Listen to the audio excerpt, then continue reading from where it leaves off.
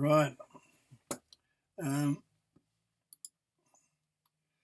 episode 6. This episode is about what I have called the fallout from the homestead. Right. Um, one of the reasons why I put these titles in is that um, YouTube sort of selects them, and so as the opening frame, which means that you know they're more identifiable as clips on YouTube, and so here I go again. I'm going to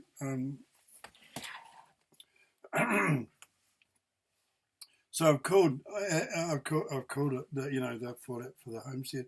So this is me. I can say whatever I like about me and my speculation, but this is me trying to tell the story of the fallout from the homestead as it affected me. Because like it or not, it did affect me enormously. It did completely change my life, and I often wondered about some of the weird things that had happened in the past, and I just put it down to eccentricity. But anyway, here we go. I'll see how this comes out. This is going to be relatively complicated. Excuse me, I'm shedding moisture because I've taken diuretics. To unload some fluid because my heart's fucked. So here's the title. Then there's the fallout for the homestead, the fallout from Christopher's death, or more, shall I say, his suicide. Now, I want to alert the reader to the series of inexplicable actions that I believe came out of the circumstances of Christopher's untimely death. At this point, we have to note again that Christopher's wife had very soon after his death left to return to Kenya with their child, who was now the heir to the entire estate. There is no way the storm of emotions that would inevitably come out of such a traumatic death, and then the risks inherent in covering it up, are not going to have serious emotional impacts on all the people involved. Mrs. Rolliston's first action that I know about was to subdivide excuse me, this is terrible. But I've got to do this now. I've got no choice. Mrs. Rolliston's first action that I know about was to subdivide the homestead block off from the sheep station and bequeath it to the Catholic Church, specifying that it should be used as a boys' home. Well, the Catholic Church could ignore that. But, they wouldn't ignore the property, of course. Also, just a few years after this time, maybe 1962, Mr. Rolliston died. I'm not sure when he died. Because, there's not much about him. Just about the reason that Mrs. Rolliston is the one that gets mentioned is because she's the one who inherited it. She was a Johnston. She just married a Rolliston. That's how the name got changed.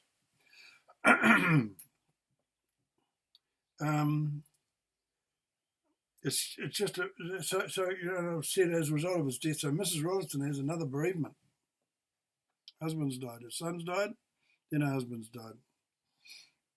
Not long after, and was left with no close confidant to discuss things with. Maybe, I don't know. Maybe she had a whole lot of friends. Why would Mrs. Rolliston separate the homestead from the rest of the estate? Now, I talked about this in an earlier one, and this is about the Catholic Church. It was their family's heritage and her legacy, because she had been born there, and it had been her home for her entire life. It came from and was a symbol of her family's background and achievements, and not her husband's. So she called the shots. Why would she suddenly decide that it had to be disposed of in such an ignominious way to become a boys' home? Perhaps she saw it in some way responsible or too connected to Christopher's suicide. But, because perhaps, as has been suggested by my witness, life for the two families, one a new one, with divided loyalties, being lived in the confined space of the homestead, did contribute to the suicide. It was only speculation on her part or her father's part. People, when this sort of thing happens, people will do that. It's not an evil thing to do. People want to explain, give themselves an explanation. It did occur to me that perhaps it could have become toxic because of a difficult relationship between Mrs. Rolliston and Christopher's wife. I'm going to have to try and read a little slower. Also, Christopher's wife would feel isolated from her family at home in Kenya, and the homestead culture might have been too different from what she was used to. Well, it could have been very different. Remember, letters took at least 2 months each way, probably more. It could be as much as 3 months. And phone calls cost an arm and a leg and were unreliable. And there would have been several operators along the line who might be listening in, especially the ones at Takapau, because there was an exchange at Takapau. And I know I had to use it for a long time. And they listened in. Because every now and again, one of them, and he knows who he is, and so do I, acted on information received. Don't tell me those operators don't listen. Anyway, so just imagine what that would be like for Christopher's wife, living in a house in the boondocks in a strange country without any real neighbours, where you expect to be important, but ended up being well down on the pecking order. Well, she would be higher than the staff, but you know what I mean. But there was another more esoteric possible reason for Mrs. Rolleston bequeathing the homestead to the Catholic Church. I've talked about this before too. And that was to offer it up as penance, or an offering, for Christopher's serious sin of suicide. Mrs. Rolleston was a dedicated Catholic, and she would know that as far as the church dogma was concerned, her only son was damned to hell. And she might have thought that offering up her family's most prized possession might cause God to show some leniency.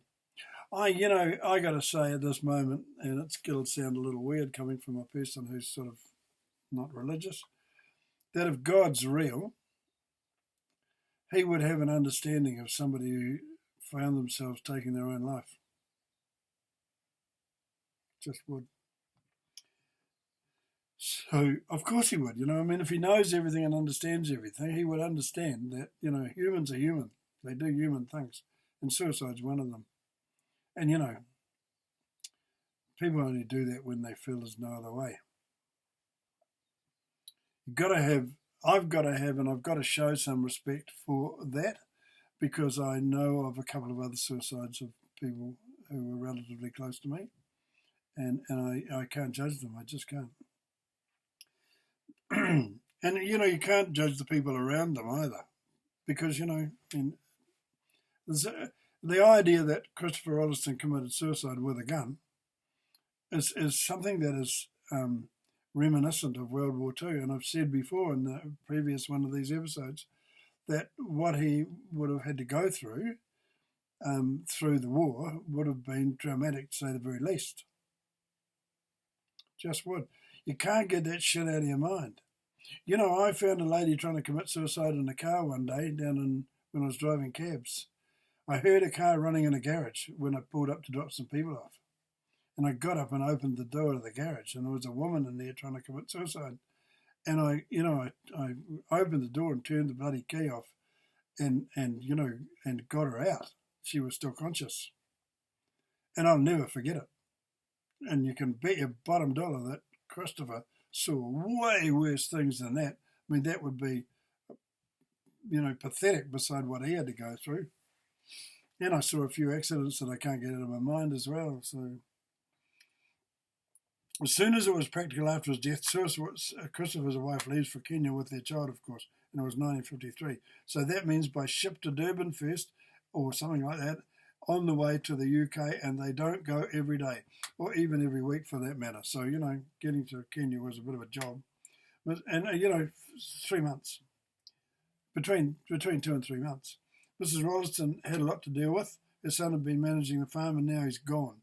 And she and her husband are old and not really capable of going out and looking after the farm. So they need a farm manager. She has to find one and then keep an eye on him for a while to make sure he's up to scratch. And in 1965, Mrs. Rolleston dies, and her husband has died a few years earlier, not long after Christopher's death. Her last few years would have been a difficult time for the old lady. Yep. She might have been rich living in a mansion, but, things can be tough. See it for what it is. I have to say now that I cannot find a reliable history about how all this to follow was played out, so I need to relate it as close as I can from what I've been told as part of the folklore of the place. After Mrs. Rolliston's death, the Catholic Church takes ownership of the homestead and all its contents, as decreed by her will. They install a group of nuns. The Catholic Church installs a group of nuns, the Presentation Sisters of Capity. I'm not sure how many there were, but it would have been a very feminine institution, and the ballroom would have been consecrated as a place where masses could be held and confessions taken. It became a nunnery. Imagine nuns making confession in that great big room to a priest. I mean, God, when I was a kid making confession, I had to make sons up. I felt as though the priest had to be entertained. God. So it became a nunnery. We hear various stories about this, and the most prevalent was that the nuns had local Catholics come and saw the lights off the ceiling in the chapel because their shape was deemed too phallic. That story is legion. I've heard it many, many times. Sawed down these wooden lights in that beautiful room because they looked like penises. Fucking give me a break. I did take that story with a grain of salt. I did contact a couple of those nuns by email recently, and they said the lights were gone from the room when they got there.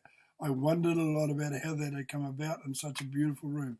It also remained a nunnery until around, as I said, excuse me, I told you I'm sick.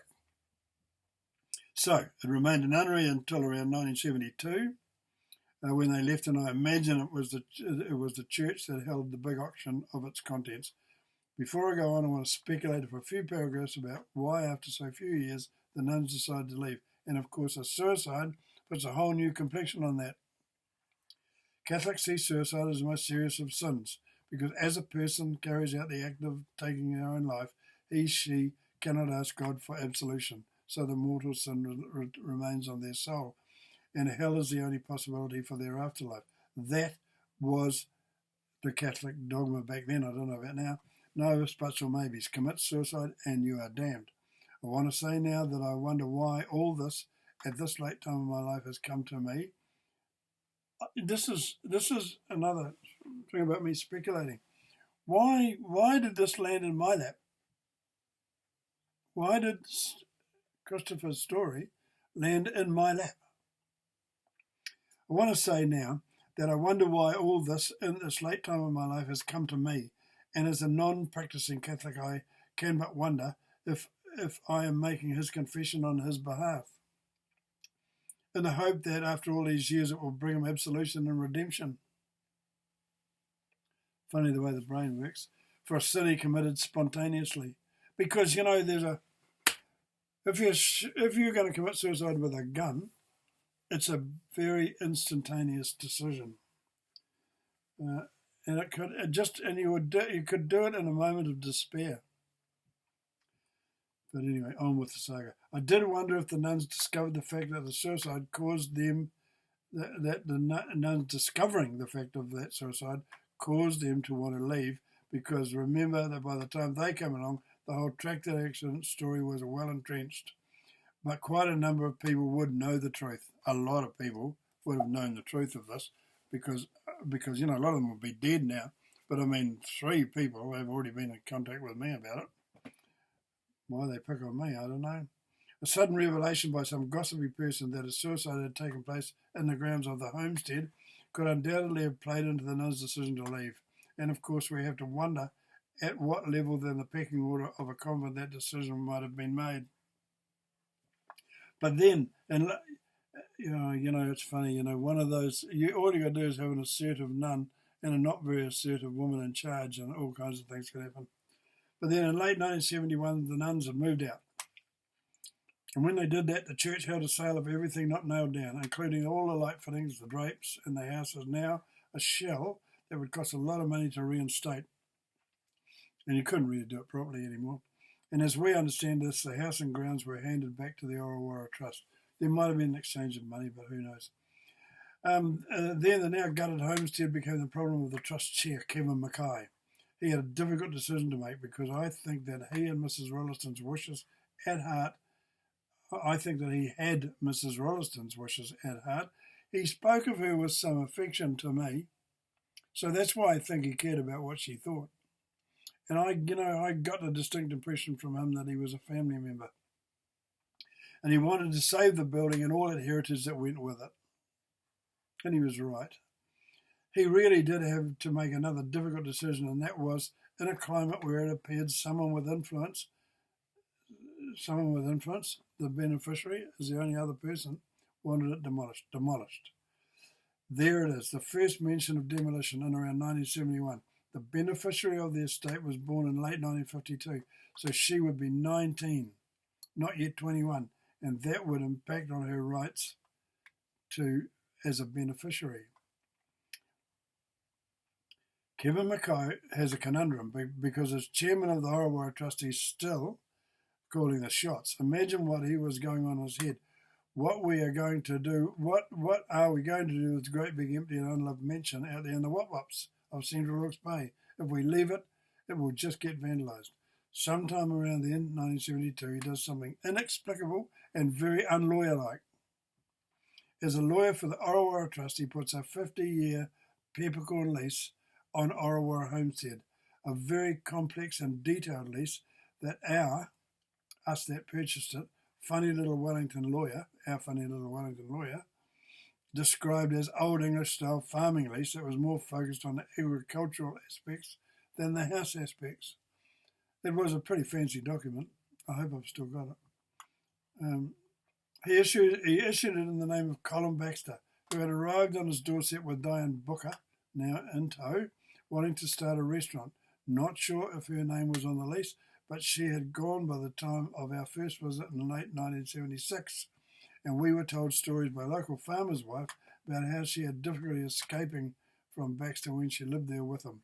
But at that point, that was all about 4 years in the future for us, and that was such more speculation on my part. Speculation on the part of a farmer's wife. Colin Baxter, he was a restaurateur from Auckland, and so I want to talk about him in a later chapter. But I'm not, as it is, I'm not going to be able to finish it. That was about 1972, and we came along in late 1976 and started negotiating to purchase that lease and chattels from Baxter, but not the business, because I felt sure at the time he didn't want us to see any figures that would show that the business was a disaster. But that was okay, because we had different ideas. Why was Colin Baxter deserting the place after only 4 years? From all accounts, that business was already in trouble. And in fact, Kevin Mackay had told Jim Brady and myself when we first met him, unfortunately, after we had paid over the money, $65,000, $1977, that we should have gone and talked to him before we signed up to buy the lease and chattels, because Baxter was on the brink of bankruptcy and we saved his ass. He made it clear that he didn't like Baxter either.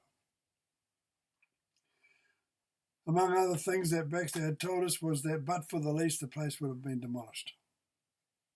Demolished story kept on rearing its head. As for us, we were so badly prepared for what we were about to do. And in March 1977, we moved in and ended up there until 1999, when a High Court action caused us to be thrown out at a huge expense for the trust to achieve that. Well, not long after that court case, they had sold the property for the same figure as the legal costs. Just did. You've got to wonder about common sense and integrity. In about 1997, I think, Dunbar Sloan, a well-known auctioneer and valuer from Wellington, arrived at the front door. He told me he was authorised by the trust to assess the demolition value of the place. Yes, the demolition prospects again, in my face, at the front door, in the person of Dunbar Sloan, and I knew I had no option but to step aside and allow him and his staff free access to the place. He wanted to know if I owned the chandeliers and the light fittings and this and that. I told him what I did and what I didn't. On the day I was actually being evicted, Kevin Mackay turned up. This is important to the story. On the day I was actually being evicted, Kevin Mackay turned up with a couple of other people, And one of them was the station manager, and the other person I think was Pete Bingston, who just happened to be there, and he knows Kevin. And I was out in the front lawn trying to find a way to keep the furniture and belongings dry from the light rain. He walked up to me, and the first thing he did was extend his hand to me and say, "I don't want there to be any hard feelings between you and I, Dennis." I grumbled a bit because I was more than a little stunned and thought it was an extraordinary thing to do. It was an extraordinary thing for him to do and say. He went on to say, "I wish I had listened to you when you came to my office and said to me that we would win this case, but that we would go away with a bloody nose. And we have done that because this court case has cost us $460,000. And that statement made me feel better. I have to say now that a few months before that very costly court case, my two eldest sons had got behind an offer from me of $320,000 to buy the freehold, and it had been ignored. So that was in 1999, and a couple of years later they sold it for 460. So that was a low offer, but that was before they'd gotten rid of the lease. Within months, they sold the freehold to Peter Harris for, he told me, $460,000, and it seems that they were out of pocket for the same amount. It beggars belief. Peter Harris told the newspapers that when he made the offer to the trust, there was an arrangement with Britain's house movers to demolish the building in exchange for all that could be salvaged from it. I'll read that again. Peter Harris told the newspapers that when he made the offer to the trust, there was an arrangement with it's published in the paper. I've seen it in recent times. It's on, that newspaper clipping is on the what's it called? It's a history of Hawke's Bay, an information sort of thing. It's got a I'll think of the name of it soon. Knowledge Bank, it's called. The Knowledge Bank, Central Hawke's Bay. Look up Orowara Homestead and you'll find it. Newspaper report that said that Britain's house movers were there ready to demolish it. We have to ask, was there a possibility that Christopher Rolliston's suicide had anything to do with that demolition business? And Mrs. Rolliston had been helping, and this is me being spooky. This ends now, but I'm going to spend a couple of minutes and talk about this. I got this information on Christopher's 98th birthday, if he had remained alive. Was the person who called me prompted by that? Did he think, it's nearly 100 years now, maybe it's time this guy's story was told? Why did he call me to tell me? I write a lot of stuff I write a lot of political stuff, so I'm a little bit known in certain circles as a writer of essays. So, I'm not stupid. I had bugger all schooling, but I'm not stupid, I'm self-educated. But, this guy had chosen to call me on, and it was on Christopher's bloody birthday on the 23rd of December 2021. Figure it out. And so, I had always had this sort of idea that, when I was doing, particularly in the garden, when I was doing anything in the garden and I was sort of trying to decide what to do with plants and whatever, I didn't want to kill plants or animals for that matter. Seemed to me that she'd planted them. They were hers, they needed to stay there. So I just sort of hoed around them. I didn't know what to do with plants. But, it wasn't until they were dead that I got rid of them. And because I considered that they were Mrs. Rolliston's treasures. And for some reason or another, I felt she was looking over my shoulder.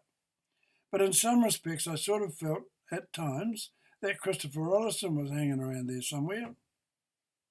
I sort of didn't know why, because I didn't know enough about him. I think to be able to get that sort of picture in your head, you need to know something of who they are. And I didn't know enough about Christopher to have a picture. But he was there in every story about the homestead. He just was. And now that I know that he was, I know so much about him, I got a huge amount of respect for the guy. And I, I can't, I've got such an imagination that I can't imagine. I mean, I can't read that coroner's report and not see bullshit all the way through it. It screams at me. I didn't even read all of the detail that I'd written down about that. It is so obvious to me that there was some kind of travesty there. But okay, so they've covered it up. Who to protect who? I mean, are they just protecting Christopher's reputation? In a way, the better story to tell would be to tell the story of what he had been through. What it was that might have made him suicidal. I mean, suicidal is a sort of, that's a thing that's going on up here. Life appears to be not worth living. There are aspects of what's going on in your head that you can't tolerate. I can't get this stuff out of my bloody head. I can't move it on. I'm close to death myself now, and I think about death a lot. And I think about Christopher, and of all the people I know, one of the people I think about a lot is Christopher Rollison's death as a result of this last bloody 9 months since that bloody phone call on his fucking birthday. It's important. Something, somewhere. So I reckon, my partner at the time, Gypsy Bruce, who moved into the place with me, she's still a good friend of mine. She's still very important to me. And we talk about this, and she's much more sort of connected to spirits than I am. But I mean, we both agree that something inexplicable happened for that phone call to come on Christopher's birthday. I didn't pick that up at the time because I hadn't gone looking. But, these days you've got the internet, so you can go and look. And so that's what I've done. And so, this series of videos is going to end here. The Christopher Rollison part of this story is going to end here. Some of the other essays that I've done about the homestead, I might make a few more and talk about, for example, the ballooning. I'll talk about the becoming a sculptor and what all that means and what it was like to live in that homestead, running a big sculpture studio and all that sort of stuff, because it's a lovely, fascinating, colourful, romantic story. It just is. And, people have told all these bloody stories about me that have been made up, and stuff sat down and made up a great big one. And, they could have come and asked what the real story was, because a real story is an astonishing human story. I battled to save that bloody place for 23 years. It fucking near killed me. And, I did those sculptures. I sculpted Muldoon. I made the Tikawiti bloody Shearer. In the Tikawiti Shearer, biggest sculpture in New Zealand. I made it in the stables at the homestead. And those fuckwits in the news media, they don't get it. Talk about no brain shit anywhere. These people should be ashamed of themselves. Why they would run a story like that and stuff so-called journalists and not come and talk to the object of the story is astonishing to me. It just, I'm a politico. I watch politics all the time. And as I look at politics today, I realise clear as a bell that journalists have got zero integrity. Most of them, not all of them. There's a few who maintain some integrity, but all of the ones on television, you can write them off by channels. They're selected by race. Have a look. 16% of the population of New Zealand constitutes about 90% of the bloody people presenting and being journalists on television. That doesn't happen by a fluke. That happens by making racist decisions. And I shouldn't finish this on that note, but it's just coming up for 30 minutes. So that's the end of it. And so, maybe there'll be more, maybe there won't. But in the meantime, I'm going to post all these on YouTube, so they're all there. And I'm going to make it really obvious that they're there before I die. I don't particularly care about dying. I'm old. I've had enough. I've got a lovely, lovely wife. She's so good to me, but every day is a struggle. It just is.